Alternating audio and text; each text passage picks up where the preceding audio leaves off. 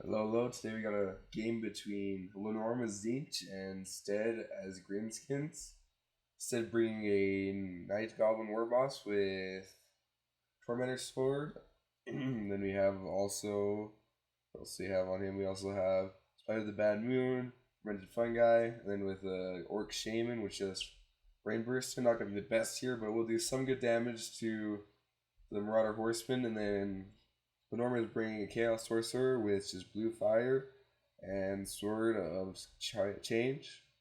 And then Arcane Conduit. Very good at just sniping lords and doing some good damage to his cavalry. We'll get things going. Lenorm is a pretty good Zinch player. Maybe one of the better ones currently in the game. Especially since Kairos has been banned and not a lot of people really been seen playing them much. And as Lenorm's just gonna kind of posture up his army to get the best engagement he can on this Greenskins army. But Sted's gonna do a good job just making sure he keeps his army positioned towards Lenorm's army. Also doing a pretty good job of just trying to keep the Chaos Lord away from his Lord and getting some free shots here. Trying to get some shots in on the skirmish cav of Lenorm's. But that will go Lenorm's favor just because of the shields, and he knows how to pull the skirmish cap back once the shield starts to take some damage. Very good Zinch player, knowing how to use a good Zinch player will know how to use the barrier to his best ability. Basically, more just posturing here, making sure that Lenorm obeys his attacking rule by throwing javelins every once in a while, just into these whatever he can get really a hold of. More sending blue fires into the Lord. Because if you get rid of the Greenskins Lord, you're going to have a very good time with the rest of the army, as most of the time their leadership will not hold up. Some nice volleys into these cavalry. So he is a little bit slow to pull them back before Zinch pulls up on them. And we'll see what happens. Sid's still doing a pretty good job though at positioning his army in front. So you really want the goblins to try to be taking the brunt of this like that. Because goblins are like the worst thing in the world to lose compared to your cavalry. You really need your cavalry to help fight the Chaos Knights and just pin things in. So we'll see. It's a very close game here still. It's just skirmishing is going back and forth between the two right now. And then he also has brought the Rusty Airs. It's going to be really good at bringing out some of the armor on the Chaos Knights, so most of his units do more damage back to them. I think things get cooking. More shots getting thrown into the cavalry. Very good there. That's what Lenorm really wants to do, is just get shots in on his cavalry, weaken them up before he has to engage with his knights. And he's doing a very good job of trying to snipe the Lord here while making sure he keeps it by obeying the attacking rule and just getting his javelins off. Lenorm really wants to make sure he tries to use up all his ammo on his javelins before he does engage or before the end of the game pops up. Also doing a pretty good job here by Sted, kind of keeping the Chaos Sorcerer honest. Gonna have Sted go in here for a charge, try to just get everything from stop running, as he has pushed him a little bit to the edge. But maybe like to see him try to wait on this and pull up his infantry first, maybe get a little closer. The shots can start being poured in on this side.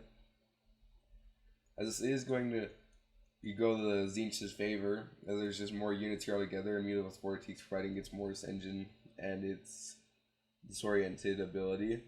The nice, here we go here, kind of fight back against the disoriented ability and get some more damage off on these knights, which they have done good damage. Didn't really like that Brain Burst. I guess it's just nice to use it, but would have liked to try to see it more on the Marauder Horseman. And now Zinch is starting to run out of places to run as they're getting close to that white line. Nice job here positioning these units a little bit in the back, and way to try to dive in once he commits onto this front engagement, which he eventually will. You can see is the archers wish they probably should just start firing at the Mutable, as it is kind of trapped up now and won't be able to really dodge. Good job though by Lenorm. He's been able to pick off most of the enemy's cavalry and weaken them up a lot. As long as he can do that, he can just, in the end game, he can cycle charge and get what he wants to get done for free, basically. When Ev's going to see an opportunity here, I'm going to rotate around and start to get his cavalry on back, but lots of damage being done to the Mutable Fortress piece and a fermented fungi. That's just going to keep him in place so he can't run away. And that should be mostly gone, if not completely gone, with 3 archers spreading fire. Like this cavalry just to dive in right now. really isn't anything to protect it and get some good damage in on the archers. Is going to summon the Chaos Spawn. That will help give some buffer immediately with Vortex Beast. So maybe it can find a way out. Looks unlikely for how low it is and how surrounded it is, but we'll see if it can help. Lenorm is just bringing more of his units trying to pull the enemy apart here. Doing a pretty good job getting crossfire into these Chaos Trolls, making sure his knights only have to fight one unit at a time. We'll see. A little unfortunate though, everything kind of, a lot of the goblins break here. The end of the world though, and here we go. That was a very nice charge by these Chaos Knights with lances too, so we're going to do extra damage. Good job just getting these backline archers when they were pretty well available. He's going to be smart too here, and kind of, with his ability, going to follow the way that the Mortal with Vortex Beast goes, so he can help protect it and hope that it comes back and can't be chased off. Chaos Knight, or Chaos Spawn, just here bumping and grinding with a little bit they have left. They won't last very much longer, but any damage he gets off of them is very good for him, since they are just a summon. Chaos Knight Lance is just chasing off Orc Boys, very good use there. Another nasty blue fire on the Lord. The Lord is getting very low. Very scary situation there, is most of these units will just kind of rout off. That Lord does die.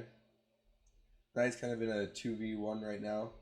Maybe not the best, but they should be alright, as long as they don't get trapped in by these goblins with the cavalry.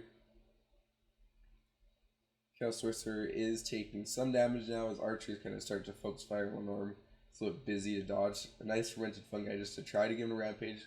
Fortunately, he's not quite low enough to give him a dive down, but we'll see if he does get into that threshold with these shots. But Lenorm doing a very good job dodging around, but it does go down as it does hit that threshold of health. That is a very good catch. If we can keep him in here and just kill him, that puts Sted very ahead on the game. And we will see, as a little bit of sloppy micro here, everything's kind of just getting left over here. Really would like to see maybe the skirmish cab come back over here and try to pick off things, or give a little bit of mass for them to get out to help the Chaos Sorcerer. Knights are going to dive in here though, just to try to provide a way for the Sorcerer to escape. And it does look like he will get up. That's a pretty good win for the Greenskin, or for the Zine, to put them back into possibility for this game to win, as their Lord does not die. And nice crossfire here into the Stone Trolls. And immediately Vortex Beast did come back, which is going to provide another Mortis engine. And going to be very good in this blob scenario, just running off goblins and doing extra damage. Nice use of the squids and trolls though, to make sure he goes back on the skirmish cap, so he can't just get free shots in here. Another nasty blue fire though, and that does look very bad for the Knight Goblin War Boss, as he does about route there, and he was very, very low. Immediately Vortex Beast just down to 1000 HP, no healing for it, so it will stay that way. He really doesn't have much left in the tank to give. Knight's getting routed off, very good, just making sure he kills those. You'll see as Lenorm pulls back, just using his one skirmish cab to fire off into this blob. Kind of regroup everything else, as he is running pretty low on skirmish cab ammo. So has enough to do a little damage, but we'll see if it works out. Nice volleys, another fermented fungi though, very good use there. As even if it doesn't dive, it will just making sure that you can't really dodge. A little weird that spell does go off, it should cancel the spell so it can cast, but no, that's very bad though. Goblin is very low. We have a little bit of a breaking here as the Chaos Knights dive in and try to pull back out, get cycle charge damage in. We'll see that Chaos Sorcerer Lord is getting very, very low though with the Archer Fire. See, and he does go. Does he die though? Very close to dying. He probably won't come back with that low of health and leadership that low, but we will see, I guess. Lenorm just dives in here. I assume just to obey the attacking rule and kind of what he has to do at this point, is there really isn't a lot left for him to do. Nice use of the Knights just to dive in here and try to get the skirmish cab to fire back. To try to pull the Mino with Vortex Beast, we'll see if the leadership holds enough for it to at least get like one charge in here. Probably about as much as it has left, especially if these archers focus fire on it, as they should, when it tries to get close. Very nice, the Rostiers are still on 2, going to just provide that Sundered Armor, 30 armor down, spraying him with 80 armor. It's going to be very nice getting shots off. And then there you go, he does target on the Mino with Vortex Beast, and that should be it, pretty much gone and dead. Which is another pretty big loss. You want one Mortis engine just to drain down this blob. The little Night Goblin War Boss is extremely low. And if he does break, that'd be rather unfortunate, as while this stuff, even though it is kind of healthy, it's still greenskin leadership, and it just will not hold up to counter for the charges, especially from Chaos Knights. Trolls do route rather unfortunate. They're providing a good bit of mass, because everything starts to route here. Very, very unfortunate. That is the greenskins' problem, though. They route very easy.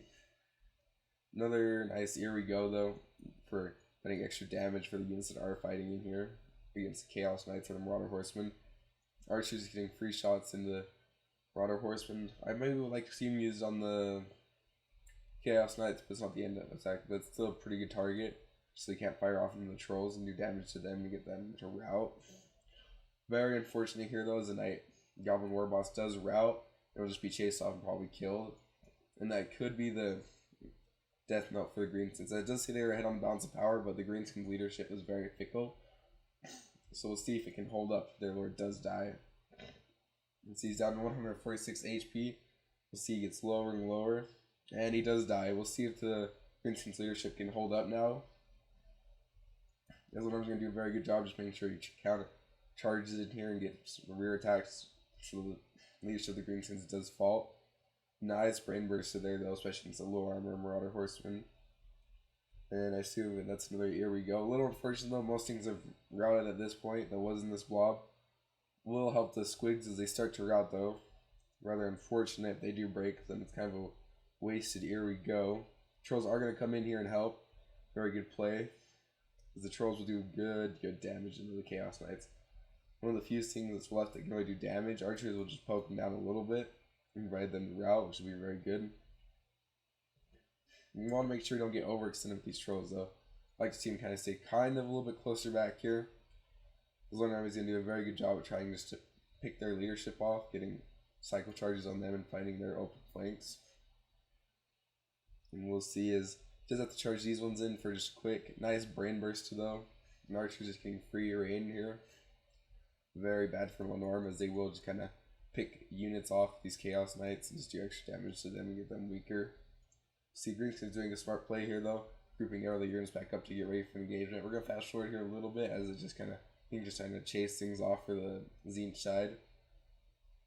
Nice use of the, it'll slow down again as things start to get back into the engagement. Nice use of the Death Grippers to pull down these Chaos Knights and make them have to engage. And this should go greenskins' way as long as their leadership holds up, but let's leave a little bit of an opening for the Chaos Knights to get on the Archers. I'd like to see them spread out a little bit. Well, they'll be alright. Like, maybe spread out a little bit more would be okay, but it's alright. Keeping them nice and tight like that, make sure they can't all get charged at once. Trolls do rout, though, rather unfortunate. So we were saying about the greenskin leadership. It's very fickle and loses games most of the time. Especially since he'll just be able to chase off these units in the end game, as he does a very good job of just cycle charging units down. But right, they're going to try to come back to help heal for the squid herd, but they'll just instantly shatter there. Should be able to chase off those units now. Maybe we'll see if the archers can help carry this game on their back, so they really need to, as the bounce part does start to even out a little bit here, as all these greenskins units just start to rout. That is very, very bad for them, because they really needed these units to help fight off these Chaos Knights. And as all these units start to go, the Orc Shaman will not be able to do it. We'll fast forward here a little bit, as it's a little bit more bumping and grinding, a little more chasing units off. But that will probably be the end of the game, as there's nothing left to kill all these Chaos Knights. The Orc Shaman will not be able to do it. I think he's just going to chase everything off again. And there we go. That will be game. Right there, is the Orc Shaman will not be able to hold up to this counter charging, and that is game. Alright, now to the end screen here, just looking at the damage values. Very good job between both these players. Did very well, and this videos do take a little bit longer when it's closer like this, especially when the opponent kind of just makes sure he chases everything off. It does take a little bit longer. Orc Boys did pretty good damage on most of them, but they weren't able to get the good engagements they wanted, as they were counter-charged by knights and just got picked off by the javelins. Some trolls did alright for themselves, not quite paying for themselves, but did good damage in the Chaos Knights. Their leadership just did not hold up, unfortunately. Lord, very good use of the fermented fungi to help keep units in place after he did catch them out of place. Rustiers did very well, paying for themselves. So did the Savage Orcs, did very well here. So the rest of the units did pretty well. But on the Zenith side, the Chaos Horde did very well. Medial Vortex Beast always does well, great monster. The Knights did pretty well for themselves. Most of them paid for themselves, like Market Close too. Same with the Javelins, and that's it, folks. Catch me around tomorrow, subscribe, and hit the like button. Adios.